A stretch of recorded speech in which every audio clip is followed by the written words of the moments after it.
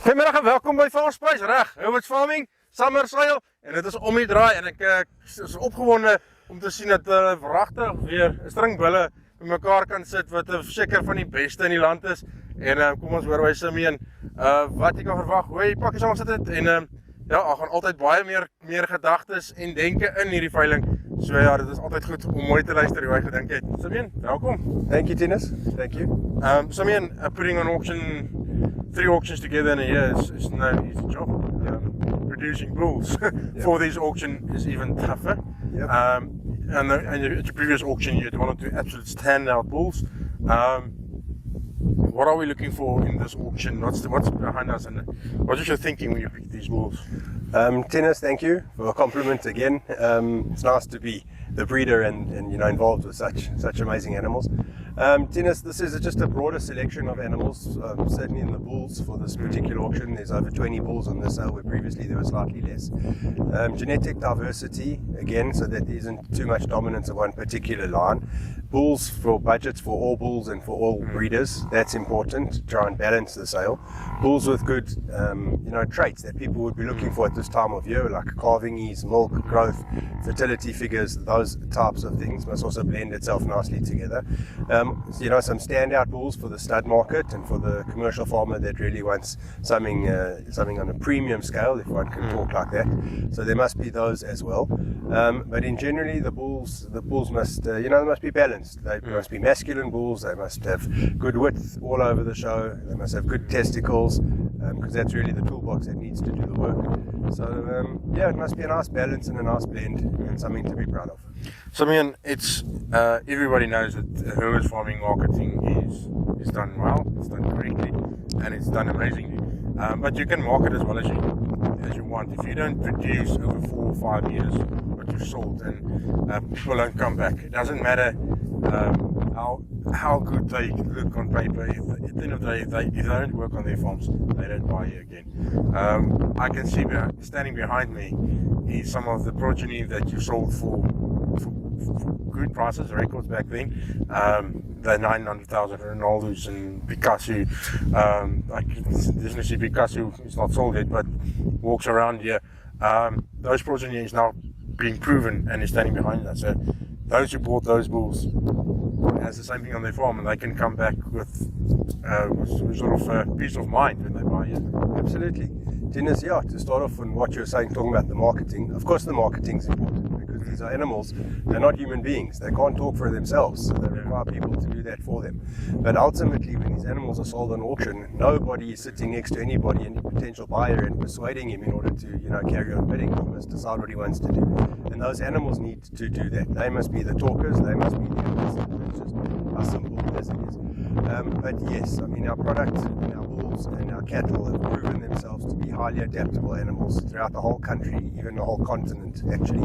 They have created their own demand. The genetics that we invested in years ago and continue to invest in flush animals, etc., and always try and improve it and complement the animals that we've got, whatever the traits are. There's no such thing as the perfect animal, but we must always try and improve each one of them to get inch closer to perfection. But yes, trying to put all of that together and have buyers that have recognized the confidence in us as breeders and our breeding principles to come back to support us, to be able to have 3 auctions a year and sell off the farm as well, almost on a weekly basis, as somebody driving out of here with a trailer behind them. That is very rewarding, and that's really what stud breeding is about. And as long as we remember the fundamentals and the principles, it's a beef product, that's what we're trying to concentrate on. The genetic balance is important, but ultimately the buyers and the cattle is what sets the tone. 100%. Just quickly before on the genetic part coming in, some of this progeny that we looked at, especially let's start at the bull side. Some of the bulls that you saw in the past, their sons are now being sold here with their progeny. Who's running behind us? Yeah, absolutely. For example, there's the Rolex and the Rolex set records, a few years ago. Those records now have been overshadowed by a son of his that was sold, and now we've got another son by the name of Koi. He's got 10. For me, he's a fantastic bull, and I think a good representation. There's a Picasso son. Now that's got a very nostalgic beat to it for me, because his mother is really the foundation cow of the entire herd, who we started with in 2011 when we restarted our entry into the Boran breed. cow Julia. Phenomenal cow. She's gone on and made an impact into many herds already in the country, and this is probably her last direct animal that's out of that line with Picasso actually, so I think that's something very special. There's another born bull on the sale, Jamaica, who's out of Jumbo's line. Eros as the sire, well-known animal. His mother's a full sister to Jumbo. She's also the same mother that produced Jasmine, who was the highest priced female that sold on our sale as an open heifer in August, so there's something very nice there. And then, Pearl, I mean, anybody that knows our herd knows Pearl, who's by far my favorite animal, actually, from a very sentimental reason. And this is the first time we're selling an adult son of hers on the sale, a bull Pepsi, who comes in a bit later on in the sale to keep everybody interested and awake, yes. 1791. So there's tremendous animals, and I mean, the poster bull of the sale at the moment is Wrangler. Now, Wrangler is a bull that his father is Jameson. We sold Jameson to President Ramaphosa many years ago for a fantastic figure. His mother's Wasabi, well known in the industry. He's produced millions of bulls already, fantastic bull breeder. So, I mean, the genetics are here for the stud farmer, yes, for the commercial market, for anybody who wants to be interested in Boran. They are here and they're developing nicely. And I mean, we just spoke about it earlier. They're just getting better and better auction after auction, and really lots to be proud of. Yeah, and I think, you talk to any guy choosing a bull or evaluating a bull or screening a bull, the first thing they look at is the head. And you can just look at this one. He just came to show off his head behind you. He just walked into the picture. Yeah. And that's the sort of thing you want, that character, you want that width, and that sort of shows through the whole body. And if it's cattle or sheep, doesn't matter. That's sort of the rule these days, or the rule in animals. And if you look through this lineup, you see those heads, and yeah, proof is in the pudding. Thank you. Yeah, that Red Bull you talk about, that's Pepsi. That's the Pearl son that we spoke about. But absolutely, when you look at a bull, you must see a masculine animal. He must be a bull, because people are proud of their bulls, and that's what's going to produce them the progeny at the end of the day. But if you look right through the animals, forget about the names, forget about the figures, the prefixes I'm talking about. Yeah. Just look at the animals. There's width, there's balance, there's consistency, there's good top lines, there's good sheath angles, there's good walking ability here. This is what really we're trying to do as beef breeders for the commercial market. And yes, you take 10, 11 years already of history and of effort, and you put them all in a sale, and that buyer has the opportunity to really advance in time and purchase 10 years of genetic improvement out of one herd, which has got quite a big genetic gene pool and diversity and quantity of cattle, and sit there and walk away with something that's a lot of time and effort and IP and research and blood, sweat and tears, that's the saying, has gone into. So really, we're proud of what we do in our auctions. We're proud to offer these animals to the market. We're proud of the progeny that we then see on the guys' farms and what they're doing. We're proud to see BH animals coming through on stud auctions, coming back into the feedlot afterwards, getting those WhatsApp photos at any time of day or night of somebody very proud of the calves that have just fallen, and that's really what makes it exciting. Yeah, and being proud of seeing that BH or B, I think it's BH in the catalogue.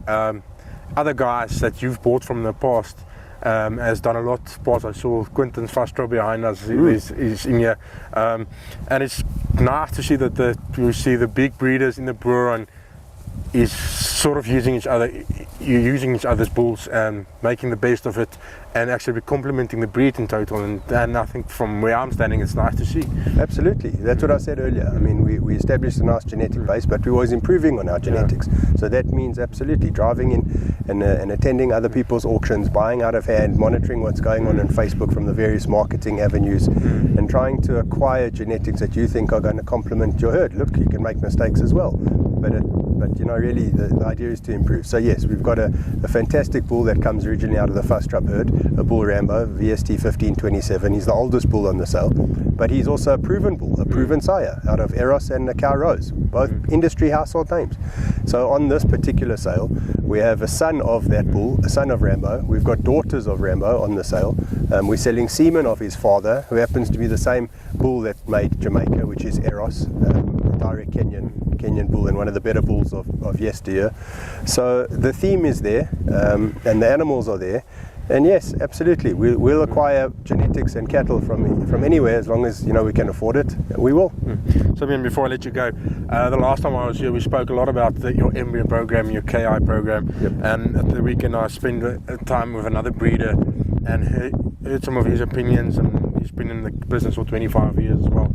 And I said to him, what we do different, and he said to me, well, start smaller, start better, and buy better, and KI a lot more.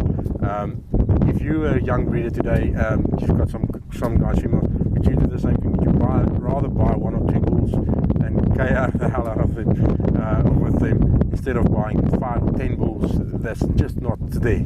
Yeah, absolutely. Again, depends on what you want to do, depends on your environment, your conditions, your size holding, your space, etc., etc.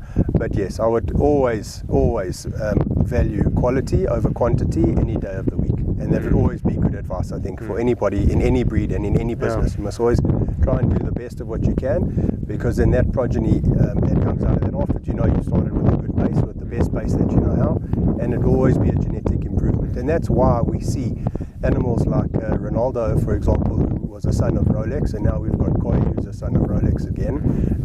And the improvement must always be there, but it's got to start from a quality base. So yes, I think that's good advice.